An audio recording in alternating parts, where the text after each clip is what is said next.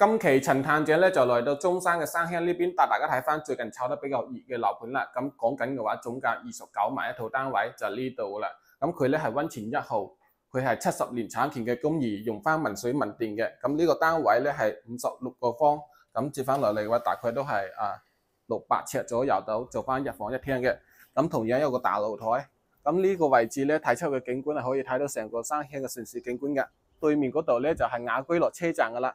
咁雅居樂車站嗰度咧都講緊係有香港直通巴士可以翻到香港荃灣、太子、尖沙咀呢啲地方嘅。講緊票價嘅話就83蚊左右一趟啊。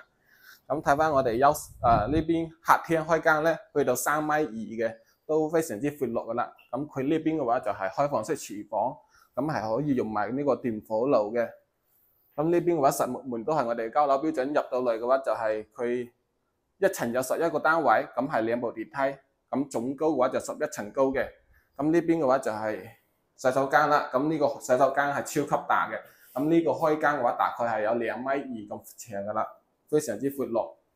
咁呢邊嘅話就係我哋嘅睡房啦。咁呢排到頂大衣櫃，擺個1.8米大床咧，同樣都有3邊落床位嘅。咁呢邊嘅話仲有一個全贈送嘅飄窗嚟嘅。咁佢而家總價29萬，講緊嘅係清水樓啊，要自己裝修嘅。咁亦都可以交俾我哋嘅發展商去裝修啦。咁每層單位就加6萬蚊左右就可以做到精裝修噶啦。咁呢一個咧就係我哋嘅交樓標準。咁佢咧係2房嘅。咁接落嚟嘅尺咧係大概係770尺左右啦。咁同樣都係開放式廚房嘅。咁呢個交樓標準，佢到時候做好下櫃啊，呢啲吊櫃啊，全部幫你做好噶啦。咁呢邊同樣一個大露台。望出去嘅景觀都係一樣嘅。咁呢邊嘅話就可以望到神昌嗰個超市嗰邊噶啦。樓下咧就係中山溫泉同埋三甲醫院，同埋雍密市場啊。咁呢邊嘅生活配套嚟講嘅話都係非常之方便噶啦。